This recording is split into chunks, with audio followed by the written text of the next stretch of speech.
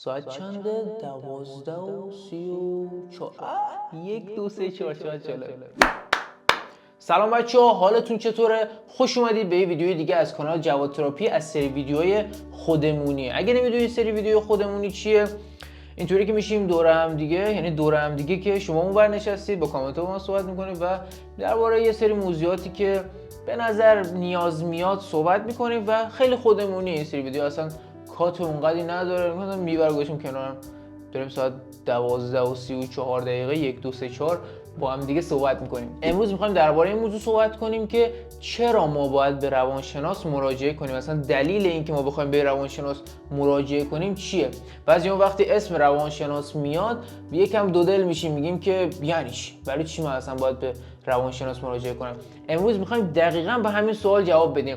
پس اگه یادتون رفته قبل اینکه بریم سراغ ویدیو، یادتون نره که حتما ویدیو رو لایک کنه، کانال رو سابسکرایب کنید، زنگوله بغلش هم بزنید که بتونید توی ویدیوهای بعدی به محض اینکه ویدیو منتشر شد سریع از اون با خبر بشید و اگر دوست داشتید بیاید ویدیو رو ببینید. همونطوری که بهتون گفتم خیلی اون فکر میکنیم که زمانی ما باید به روانشناس مراجعه کنیم که حتما یه مشکل جدی داشته باشیم و به خاطر اون حتما لازم باشه که به روانشناس مراجعه کنیم. ولی در واقع باید بگم که اینطوری نیست. بذارید خود جلوتر بریم، خیلی راحت براتون جا میفته که اصلا این چیزی که مردم فکر میکنن درست نیست. یه مثال براتون میزنم. فکر کنید که الان سر صبح شما از خواب بلند شدید و سرتون درد میکنه. اولین چیزی که به ذهنتون میرسه چی میتونه باشه؟ اینکه آقا من سرم درد میکنه دیگه، حتما یه مشکلی هست. میرم یا از رفیقم میپرسم، یا در بهترین حالتش، یعنی عاقلانه ترین حالتش اینه که میرم پیش دکتر، پیش پزشک.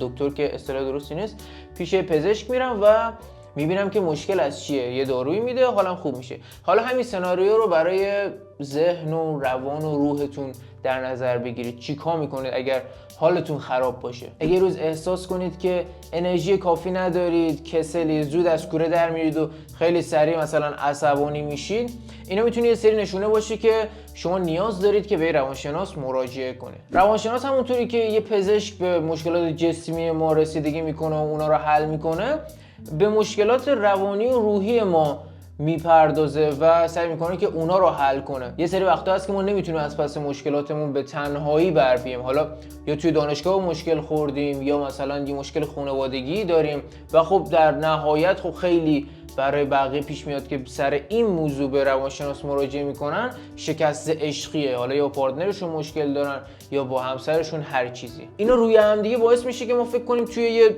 تونل تاریکی گیر کردیم و میخوایم از اون تونل در بیایم، راهشو بلد نیستیم. روانشناس همونیه که اون راهو به ما نشون میده و ما رو توی اون تونل در میاره. یه مثال کاملتر میخوام براتون بزنم که بخوایم تا آخر این ویدیو با این مثال جلو بریم و تک به تک اینا رو بررسی کنیم. فکر کنید که شما هر روز صبح با یه دوچرخه میرید دوچرخه سواری و ورزش میکنید. یه روز صبح اگر اون دوچرخه شما به مشکل بخوره، مثلا چرخش پنچر بشه، چیکار میکنید؟ خب دیگه معلومه دیگه، میبریش پیش یه تعمیرکار که اون مشکل رو براتون حل کنه و پنچری رو بگیره. حالا همین مثال رو برای روح و روانتون در نظر بگیرید. اگه اون روز شما مثل روزهای قبل نباشید و روح و روانتون به مشکل بخوره، قطعا باید برید پیش تعمیرکار اون روح و روانتون دیگه. اون تعمیرکار میشه روانشناس. حالا ممکنه یه سری بگن که من یه دوستی دارم که میرم با اون حرف میزنم. اوکی، همه ما یه سری دوستایی داریم که توی اینجور مواقع معمولا میریم باهاش مشکلاتمون در میون میذاریم و آرومتر میشیم و اون به حرفای ما گوش میده. اما اینو باید بهتون بگم که روانشناس متخصص این کاره و اون جوری گوش میده که اون رفیق شما نمیتونه گوش بده. چرا؟ چون روانشناسا کارشون اینه. روانشناسا آموزش دیدن که چطوری به حرفای شما گوش بدن، چه چیزایی از حرفای شما استخراج کنن و یه پاسخ علمی و کاربردی به شما بدن که به دردتون میخوره، نه یه سری چیزایی که اصطلاحاً ما بهش میگیم عمه درمانی. در کنار اینا یه کاری که روانشناس انجام میده اینه که باعث میشه ما خودمون رو بهتر بشناسیم. یعنی چی؟ یعنی مثلا شما شاید فکر کنید که یه آدم خجالتی و کمرویی هستین و خب وقتی به روانشناس مراجعه میکنید میبینید که این یه ویژگی خیلی سطحی از شخصیت شما بوده که با یه سری کارهایی که روانشناس بهتون میگه باعث میشه اعتماد به نفس شما بالا بره و کلا اون خجالتی و کمرو بودنه بره کنار و حل بشه. از طرف یه موضوع دیگه که شاید خیلیا ندونن اینه که روانشناسا هم تخصصهای مختلفی دارن. یعنی چی؟ الان شما میخواید به پزشک مراجعه کنید، به چی نگاه میکنید؟ من قلبم مشکل داره که پیش پزشک مغز و اعصاب نمیرم که. مثلا ما یه پزشک عمومی داریم، یه پزشک قلب داریم، یه جراح قلب داریم، یه پزشک مغز و اعصاب داریم. اینا متفاوته. توی روانشناسا هم دقیقاً همینه. مثلا ما روانشناس بالینی داریم که روی مشکلات جدی‌تر روحی مثل افسردگی و اضطراب‌های شدید کار میکنه. روانشناس کودک داریم که روی مسائل و مشکلاتی که برای کودک‌ها پیش میاد کار میکنه. روانشناس مشاوره داریم که توی مشکلات روزمره و مسائل زندگی و خانواده به ما کمک میکنه. و خب هر کسی توی موضوعی که تخصص داره نسبت به اون کار میکنه. و خب این بخوایم نگاه کنیم مثل پزشکی میمونه دیگه، مثل خیلی از کارهای دیگه. حالا من پزشکی مثال میزنم چون یه خورده نزدیک‌تره. بیایم موضوع رو برگردونیم دوباره به همون دوچرخه سواری. شما دارید پا میزنید، دوچرخه رو جلو میبرید، میبینید که یه مشکلی نمیذاره که این پیشرانی شما شکل بگیره و خب نمیذاره که اون حرکت شما ادامه داشته باشه. باید تشخیص بدید که این مشکل از کجاست دیگه. اگه یه چیزی جلوی چرخ شما رو گرفته باشه، پنچر شده باشه، زنجیر مشکل داشته باشه، شما باید بری پیش تعمیرکار.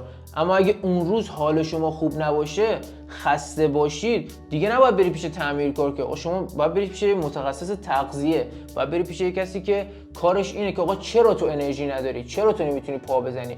توی روانشناسی هم دقیقاً همینه. شما باید پیش متخصص اون مشکلی که دارید برید و بهش مراجعه کنید. کلمه کم میاری، جواب یکم خونسرد باشه، چیز خاصی نیست، ویدیو خوده. خیلی‌ها فکر میکنن که اگه به روانشناس مراجعه کنن این نشونه ضعف اوناست، در صورتی که اینطوری نیست. شما وقتی به روانشناس مراجعه میکنید یعنی اینکه دارید به سلامت روان خودتون اهمیت میدید و میخواید که بهترین نسخه خودتون و قوی‌ترین نسخه خودتون رو تجربه و زندگی کنید. در نهایت باید بهتون بگم که ما تو زندگیمون یه سری مشکلاتی رو تجربه میکنیم که این مشکلات خیلی طبیعی هستن. فقط هنر اینه که اون لحظه بدونیم کی و چطور باید با اون مشکلات مقابله کنیم. دقیقاً روانشناسا اون کسایی هستن که مثل چراغ توی یک جاده تاریک برای ما عمل میکنن و راهو به ما نشون میدن که چطور باید عمل کنیم که راحت‌تر به اون مقصد برسیم. پس اگه دفعه بعدی احساس کردین که نیاز به کمک دارین، اصلا نترسین، به روانشناس مراجعه کنین و بدونین که این اولین قدمیه که میتونه شما رو به سمت یک زندگی